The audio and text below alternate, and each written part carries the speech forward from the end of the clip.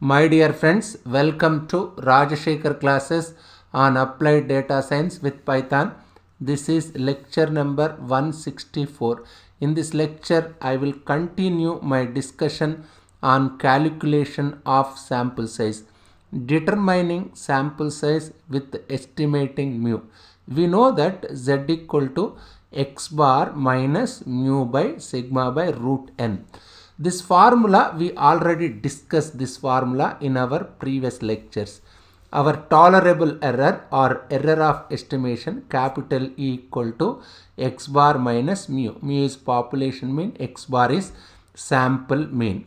Now, if you rewrite this formula, let me cross multiply this one. What happens in this formula? Z equal to x bar minus mu by sigma by root n. This n is known as sample size. We are interested in finding this n value. How can I find this value? Just cross multiply it. What will you get? You will get z into sigma by root n equal to x bar minus mu, isn't it? Now what will I get? Implies what is root n? My root n is z into sigma by x bar minus mu. But what I need n value.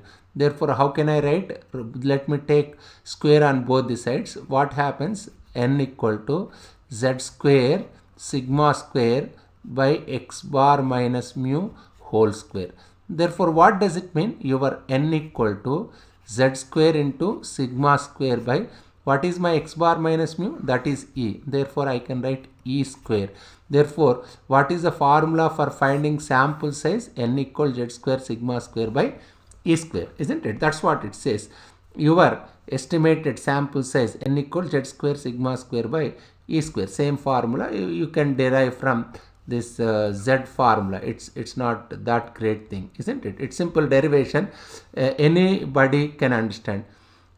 Many times the value of the population standard deviation may not be known. So there is an approximation value to find population standard deviation. There may be occasions, there may be cases where we may not have value of your population standard deviation.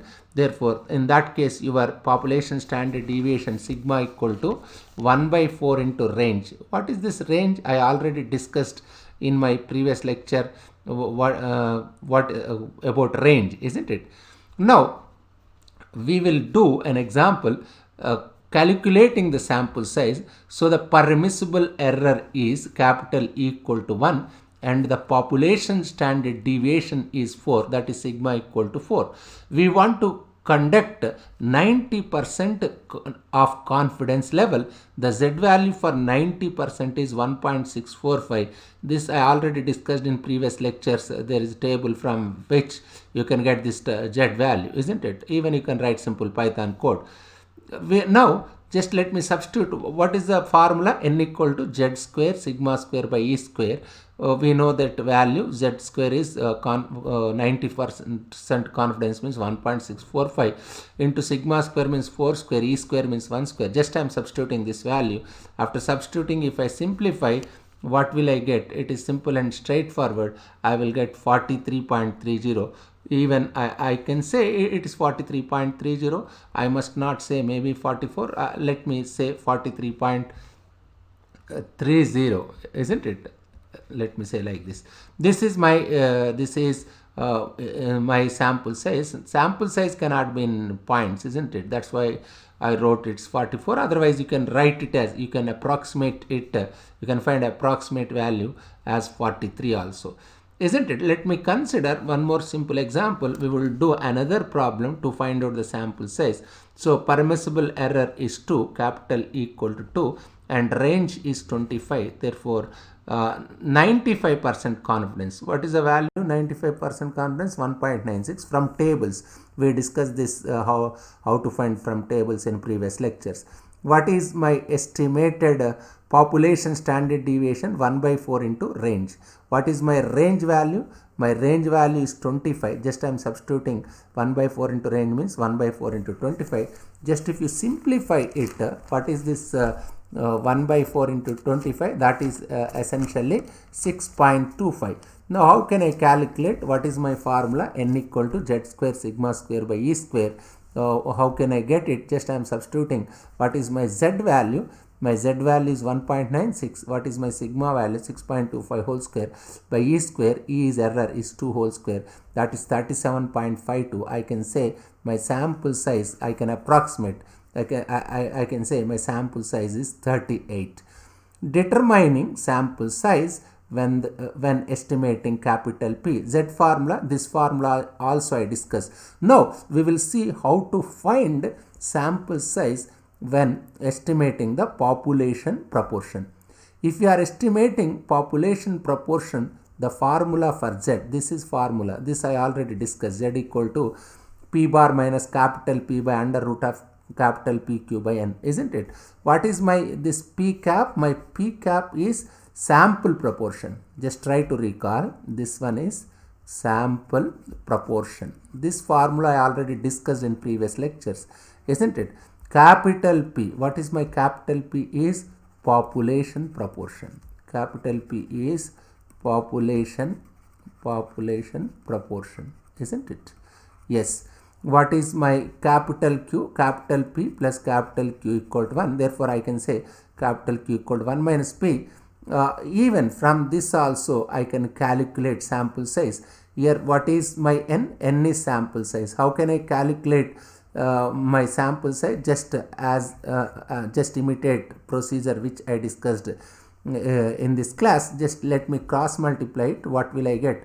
Z into under root of capital PQ by N equal to small p bar P cap minus capital P. I already discussed what is this P cap? Sample proportion. What is this capital P? Population proportion. Now what will I get? Just let me take square on both the sides. Z square into capital PQ by N equal to your P cap minus capital P whole square. Now what I need N value. Therefore N is essentially this P cap minus P whole square by what will I get? I need N. Therefore let me say like this, from this equation, how can I write N? I can write like this: Z square PQ is equal to, if I cross multiply it, therefore this value will get here, isn't it? P cap minus capital P whole square equal to N, isn't it? This is the N value. This is essentially N. What is my N? N equal to Z square PQ in by P cap minus capital P whole square. This is this. What is this? This one, this denominator is essentially error, is it not? This P cap minus capital P means what? E. Therefore I can write N as Z square into capital P into capital Q by capital E square. E means error term, isn't it? That's what it says. Just see, your error of the estimation or tolerable error, capital E equal to small p cap minus capital P. What is my small p cap? That is sample proportion, and capital P is population proportion. Now you can understand how one can calculate sample size, isn't it? That's the formula. Estimated sample size is Z square into capital P into capital Q by E square. Just if you substitute that value, certainly one can get it. Just let me consider one simple example. We will do one problem here. The permissible error, capital E, is 0.03, 98% confidence interval, Z value 2.33. From tables you can get it. Estimated capital P, I can say capital P is 0.40. What is my capital Q? Capital Q equal to 1 minus P, that is 0.60. How can I calculate N value? Just it's a matter of substituting Z square into PQ by E square. We know what is Z, 2.33 whole square. Capital P is 0.40 and capital Q is 0.60 by E. My error is 0.03 whole square, that is 1447.7, means its approximate value is 1448, isn't it?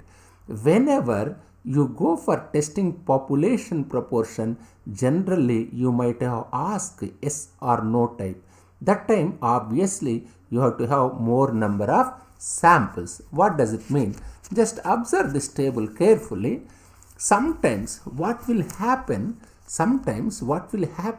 the value of capital P, that is population proportion, this is important. The value of, sometimes this observation is very important, I will repeat. Sometimes what will happen, the value of capital P which we are given 0.4 may not be known. In previous problem, capital P is given as 0.4. Just go to back previous slide and check it. Capital P is given, it's 0.4. But sometimes it may not be known to you. That time you have to decide the sample size. Yes, I think this what is the case?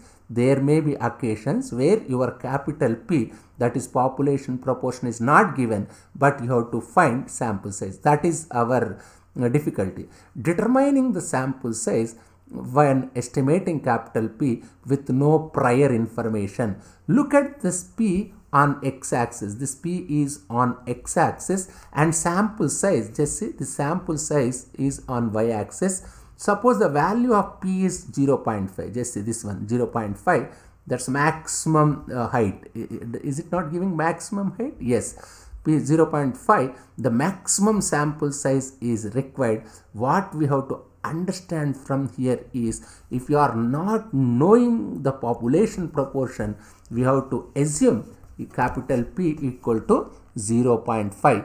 Even if value of P goes above 0.5, just see, just assume if it is moving to moving right side of 0.5 means this sample size is decreasing. Why? Because this curve is decreasing, isn't it? Therefore corresponding sample size is decreasing. Even if you take capital P value below 0.5 or left side of 0.5, it's falling, isn't it? What does it mean? You are getting maximum sample size at P equal to 0.5. If you move left side of P equal to 0.5 or right side of P equal to 0.5, your sample size is decreasing. Therefore I can say you are getting maximum sample size at P equal to 0.5, isn't it? Even if value of P goes above 0.5, see that the value is value of N is decreasing. Value of P goes below 0.5 or left side of 0.5 also value of N is decreasing. It is better to assume, this point is important, it's better to assume capital P equal to 0.5 so that you will get maximum number of sample size.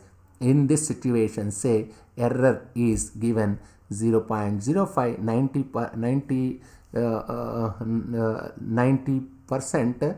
Let me assume capital E is 0.05, 90% confidence means 1.645 from table value. Therefore, with no prior estimate in data, your population proportion is not given. In that case, just you have to assume capital P is 0.5.